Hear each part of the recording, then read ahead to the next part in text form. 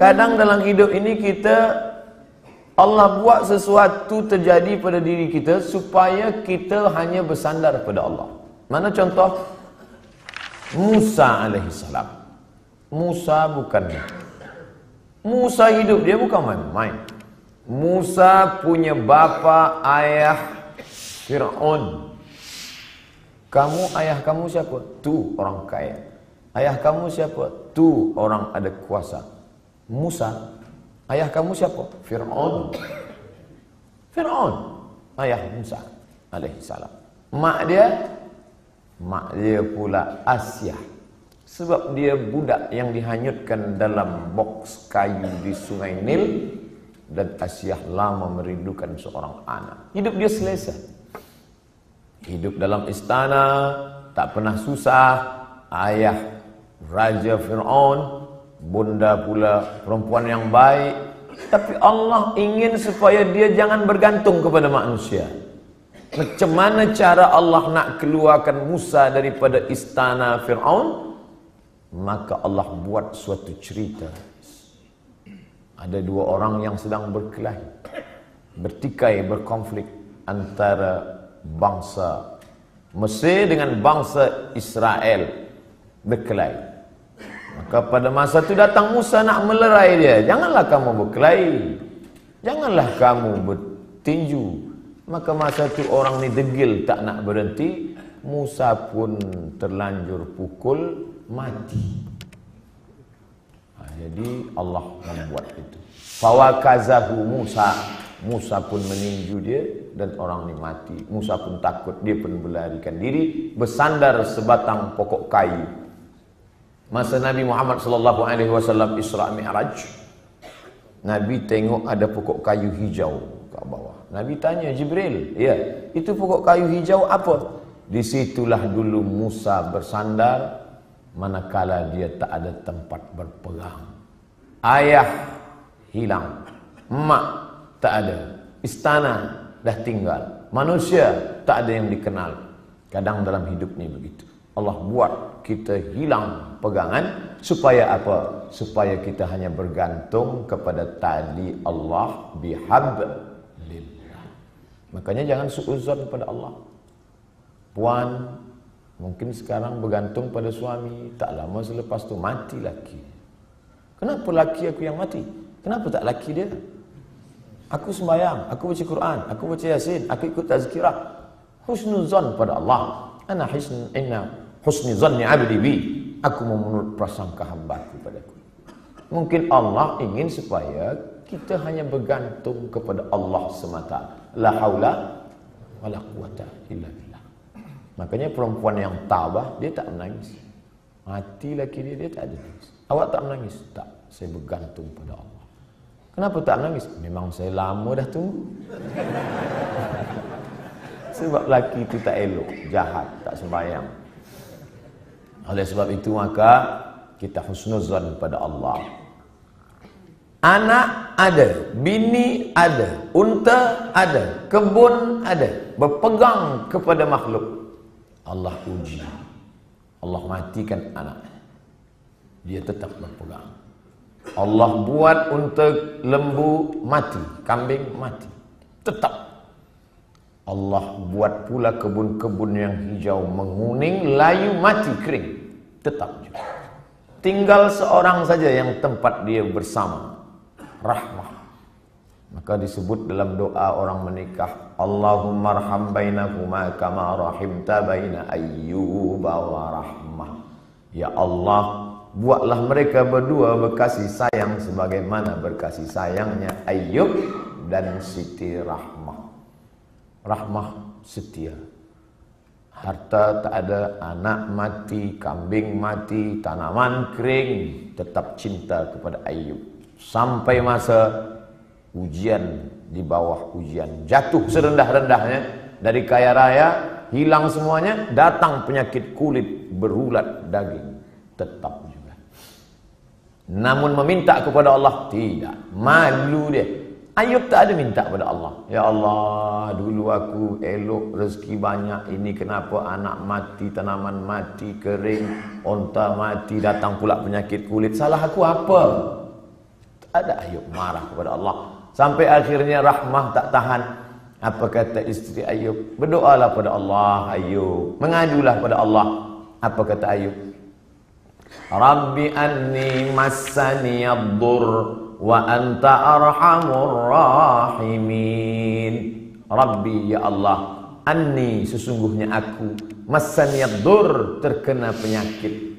Wa anta arhamur rahimin, engkau maha sayang di antara yang penyayang. Tak ada dia mengadu. Dia tak ada minta. Dia hanya bercakap saja, ya Allah, aku kena penyakit. Tak ada dia minta, ya Allah sihatkanlah aku dah tak tahan lagi dah.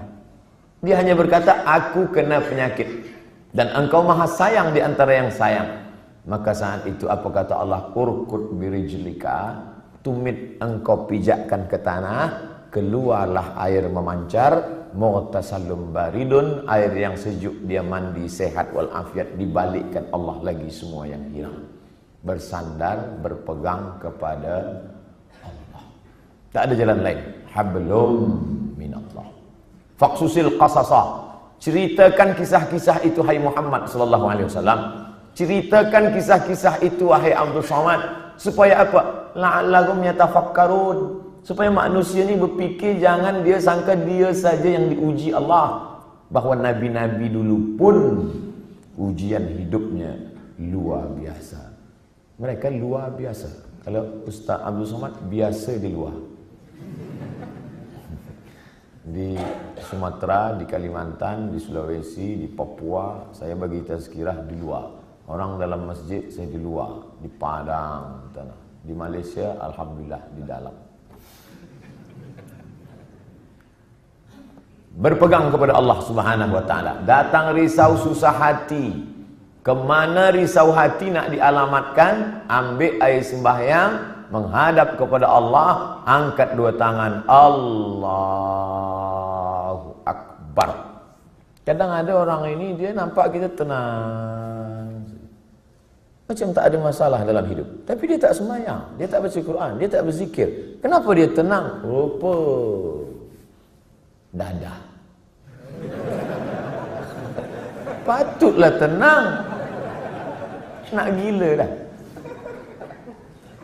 Tidak ada jalan lain. Sebenarnya orang yang minum khamar tu yang nak dia cari apa? Ketenangan. Orang yang pakai dadah tu sebenarnya yang nak dia cari apa? Ketenangan. Orang yang makan itu ini sebenarnya ketenangan. Maka ketenangan semua ini palsu. Ketenangan ini tidak ada yang betul. Saya sampai office pukul 7. Biasa office cepat hari itu saya sampai. Ada seorang kaki tangan, Ustaz Somad cepat sampai. Ya, ada yang saya nak tanya pada Ustaz. Sebenarnya lama saya dah nak tanya, cuma malu di majlis. Ini kita tak ada orang lain saya nak tanya. Apa? Saya kalau dengar lagu dangdut tenang hati saya. Kata saya, ini tak betul. Ketenangan yang betul adalah tenang masa berzikir, tenang masa berselawat.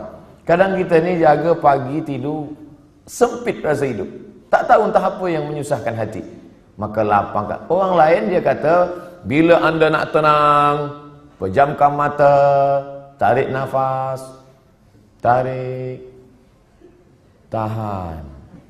Kita tak diajarkan macam tu.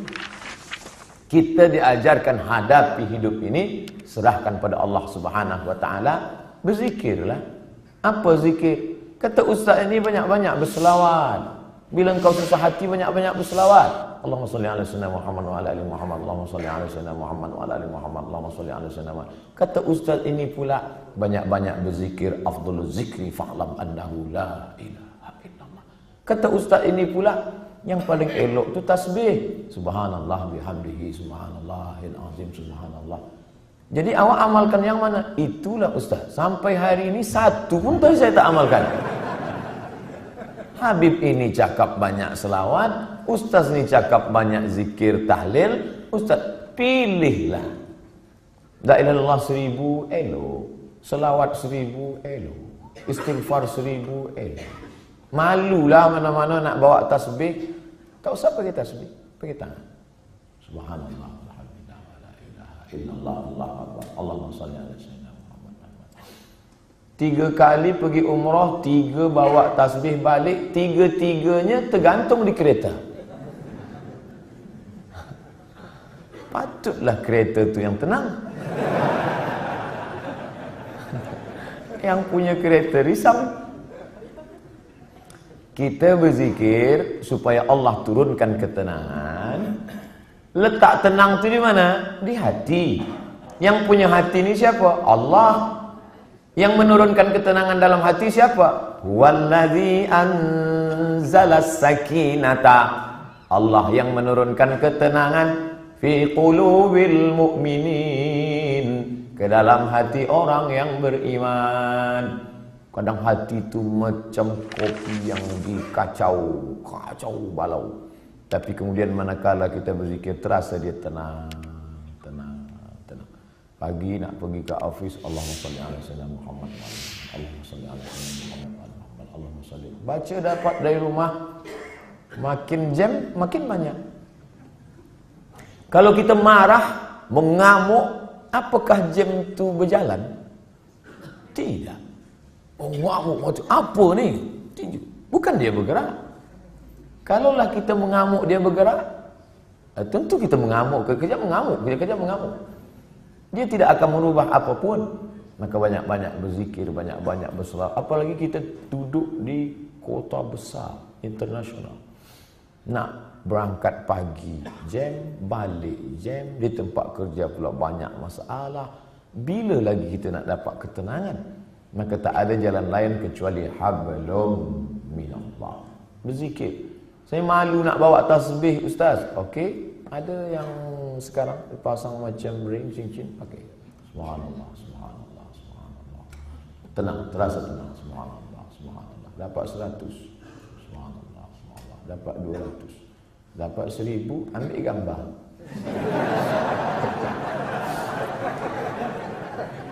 Langsung upload. Alhamdulillah dah 1000 pagi ni.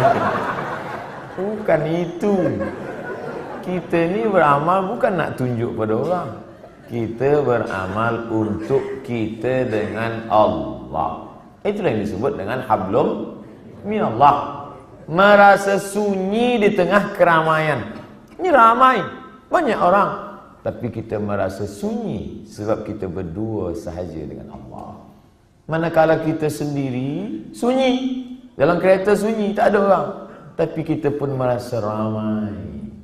Saya Ustaz, walaupun saya balik dari office sendiri, seorang saja, tapi saya merasa ramai.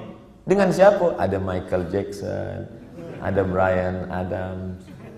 Bukan dengan dia, tapi kita bersama dengan Allah. Hablum minallah.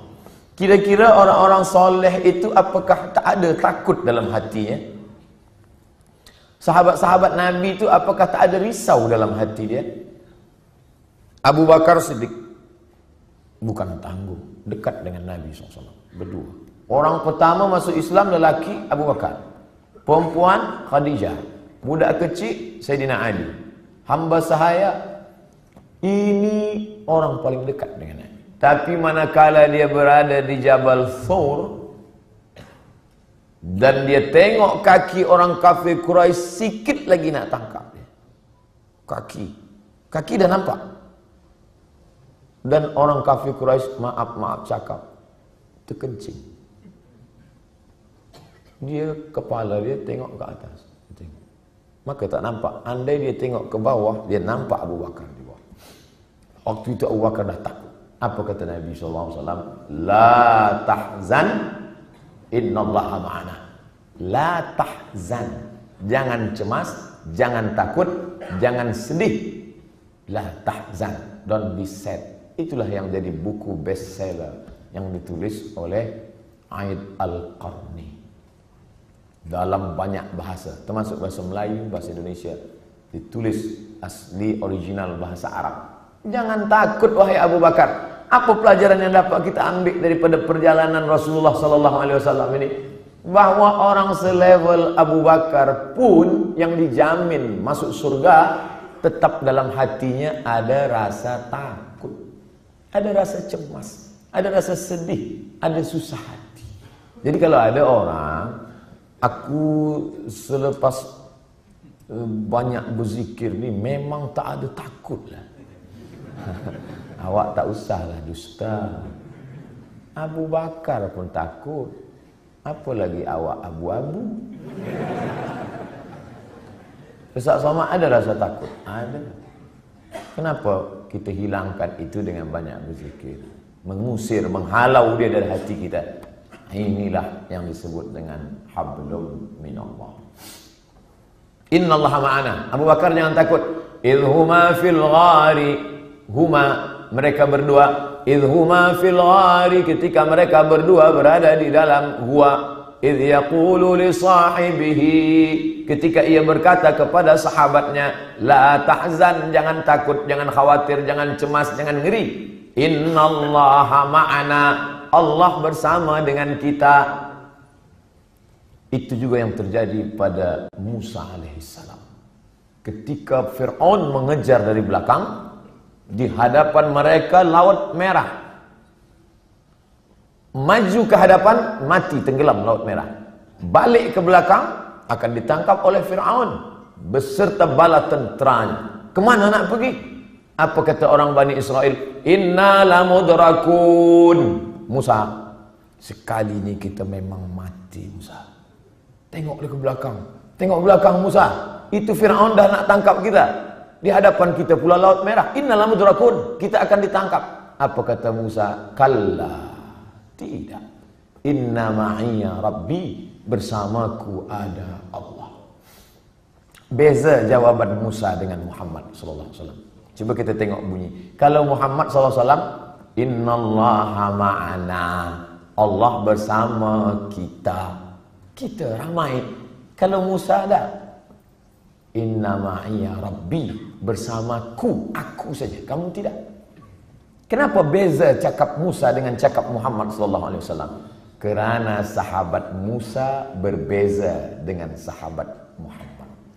Sahabat Muhammad ketakutan. Orang yang ketakutan, kita bagi dia semangat. Jangan takut, Allah bersama kita. Sedangkan sahabat Musa, mereka menakut-nakutkan saja. Musa, nampaknya tertangkaplah kita ni. Kira-kira sahabat Tuhan selama ni sahabat Musa ke sahabat Muhammad? Bila kawan kita itu ketakutan, pakai jawaban Muhammad SAW. Aku ni takut Ustaz. Macam mana nanti bila aku ditangkap, dibunuh? Kal, la tahzan, jangan takut. Innallaha ma'ana, Allah bersama kita. Tapi bila ada yang takut-takutkan saya, Ustaz, nanti Ustaz akan ditangkap, Ustaz akan dibunuh, Ustaz akan diculik, kalla, sekali-kali tidak. Inna ma'iyya Rabbi sayahdin. Bersamaku ada Allah, bersama kamu tidak ada. Kadang-kadang kawan kita ni macam-macam. Ada kawan Muhammad, ada kawan Musa, ada kawan Fir'aun. Makanya kita tengoklah nanti di hadapan. Bila dia, kita tahu dari bunyi cakap dia. Kalau dia takut, engkau lah yang dikatakan Ustaz semalam. Nampak-nampaknya engkau ni kawan Fir'aun.